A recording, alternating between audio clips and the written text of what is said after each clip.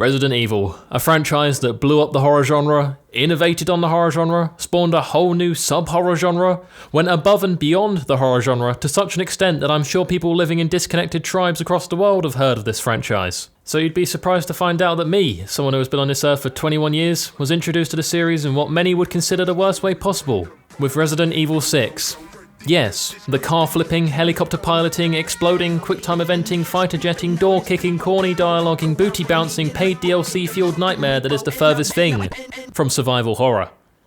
And I enjoyed it. Oh my god! It's deadly shit. Oh! God, Jesus Christ! Oh my god! Oh my god, you just RKO'd a zombie! Oh, nice one, nice one! We're going up 20 miles an hour! What am I supposed to do? Jesus Christ! Oh my god! Why do I just get hit by everything? Oh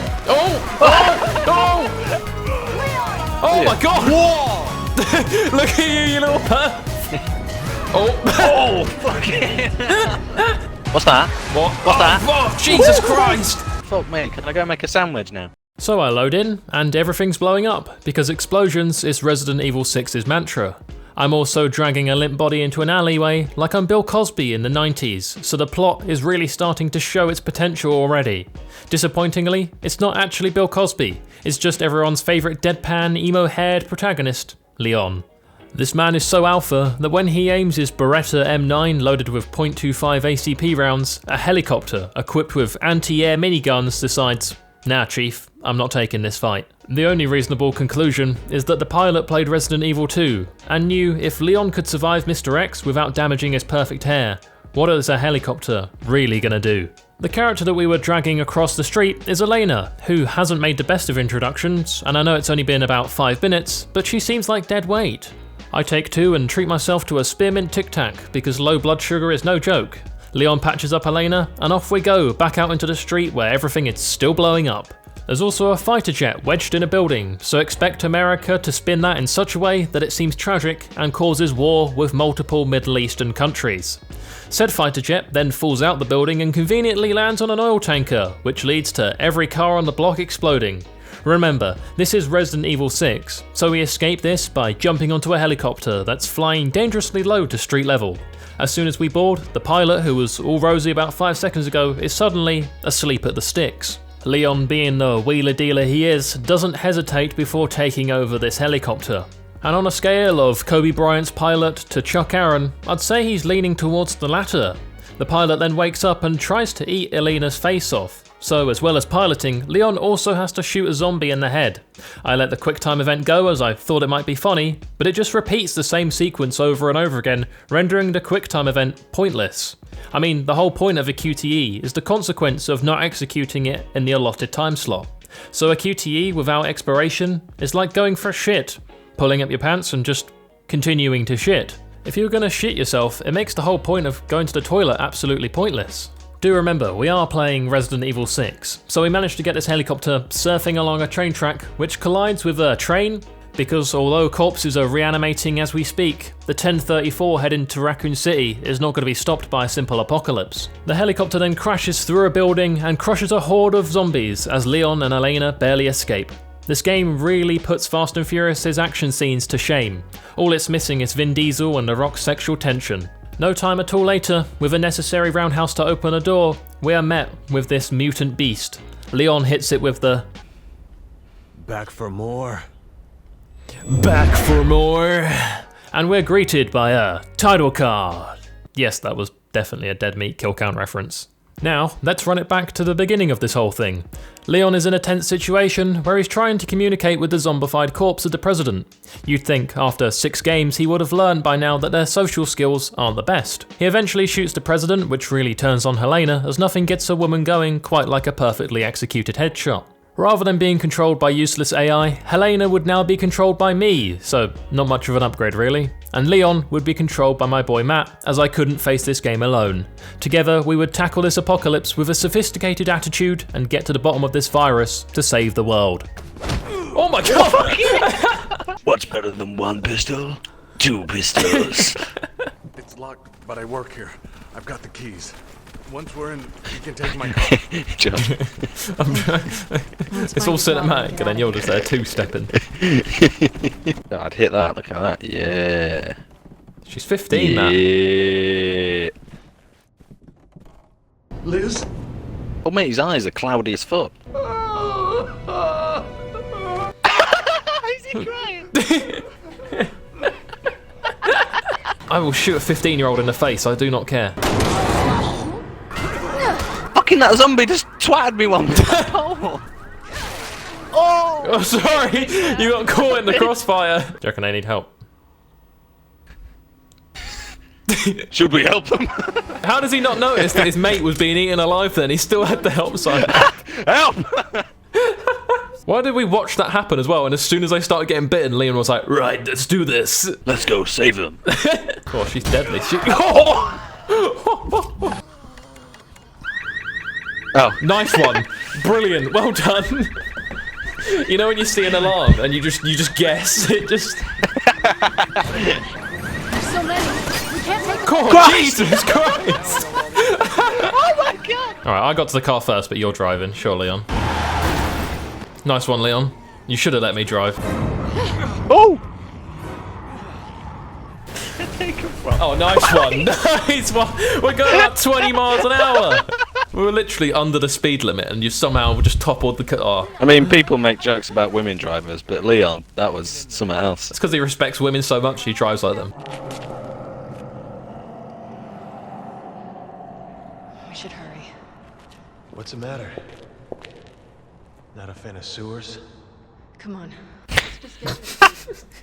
Is anyone? my hobby is sewers. I love going down in them and playing. What's the matter? Not a fan of sewers. Look out! Train! Where's it coming from this time? I don't say, oh! Fuck you! Oh my god! I didn't get a command prompt or anything, it just run me over. Just hug the right wall. Train! Alright, I'm hugging the wall. What am I supposed to do? Okay, maybe go on the left. She's plus size, so she's not going to last long. 5, 4, 3. Oh! She's gone. Well, I'm glad we let her out. She was fucking helpful, she was. Oh, I'm swifty with a blade, lad. Swifty with a blade. Come on, then. Oh shit, oh shit. What? Fucking hell. Fucking old mate. Everything's gone to Oh my god. Fucking hell. God, what is wrong with the drivers in this game? Jesus Christ! Oh my god. Hey, what are we doing here? How are you? Over. What? Oh, What? fucking. What? What? What's that? What? What's that? Oh, Jesus Christ! Why do I just get hit by everything? Everything, cars, trains, planes. Now you might be thinking, George, you just showed us a load of clips without context. That didn't help further our understanding of the plot. While yes, this is technically true, I'll also tell you I had no idea what was actually going on. We found a group of survivors, fought old matey's wife from Monster House, then drove a school bus the back way into town but ended up getting T-boned by a trucker, killing everyone on board except from Leon and Helena. Sucks for everyone else that they aren't main characters, I guess. We're now in a graveyard, and I've got a feeling this might be Leon's kink. No better time than a zombie apocalypse to make your move. However, I fall into an unmarked grave and now my trousers are not only soaking, but also covered in mud. If that wasn't enough, Leon also gets speared like he's Jeff Hardy at WrestleMania 20. Oh my god, whoa. Jesus Christ! Oh my god. Yeah, I'm alright, don't worry about it. You're right, Leon. We do manage to reunite in the cathedral, and now there's too many people hanging around for me to make a move. But on the bright side, we get some quality bonding time as there's a few puzzles to complete. Me and my girlfriend actually love doing puzzles together, it's so cute. She's really good now and can finally do the 50-piece Peppa Pig one. These puzzles unlock a secret underground basement. Oh, that last joke was something else. These puzzles unlock a secret underground basement, and this is why you should always view a property before you buy it. Just browsing on Zoopla, you never would have known that there was a basement that can fit at least 20 children, all with their own individual cells. It's ideal. The basement is surprisingly spacious, and they've made the most of all the room by building a testing facility. Now, bear with me here as if this wasn't ridiculous enough, and do try and remember this is Resident Evil 6 as I try and explain what happens next. The basement goes deeper than Johnny Sins, and somehow Helena's sister Deborah is big chillin' all the way down in what looks like an old mining facility. It feels like it could be a nod to the minecart scenes in Resident Evil 4, but ultimately I can't be sure as this game simultaneously spits in the face of everything that Resident Evil 4 was built on. Now obviously, as this game was developed by a Japanese company, Deborah wasn't left fully clothed. Oh no, she's wearing a silk nightgown that flaps up as you're walking so you can catch a glimpse of that arse. An attempt is made to save Deborah, but she doesn't seem to want to be saved, as she spontaneously combusts and cocoons like a butterfly. Gracefully, she is rebirthed, before being shot in the head by a crossbow by the only woman that Leon simps for, Ada. What's Ada doing here and why did she just shoot Deborah in the head? I don't know. Ada doesn't know either, as she literally says there's no time to explain. But Deborah thinks there's time, as she reawakens, a mutant growing 4 extra legs, and now this is the game's first boss fight. Luckily, me and Matt are seasoned gamers, so this isn't our first rodeo with a boss. It's also not a challenging boss fight either. I mean, Michael Schumacher probably has enough brain power to defeat this boss. I genuinely had more trouble with those trains earlier than I did fighting mutated Deborah. She is kinda hot though. When all is said and done, the mutant is defeated. Deborah's hand slips through Helena's because it was too gunky from all that finger. Why did I write this? What is that joke? No, I'm not doing that. I'm not doing that. Video's done. We stopped playing after this. We had enough of this ridiculous game, but it's also really fun at the same time. If you want to see more of this, please let me know. It's extremely fun to play despite being absolutely mental. And if you want to see coverage of Resident Evil 8, also let me know in the comment section down below. Thank you guys very much for watching. I really do appreciate you. And a big thank you, as always, to those of you who click the join button and become a member of the channel. I will see you all in the next one. Bye-bye. I would like to take this time to give a shout out to my motherload Voiy Boys and above, Gerardo Cruz, Björn Van Den Hatter, Charlie Waldock, Voiy is Gay. Thank you guys for your continued support.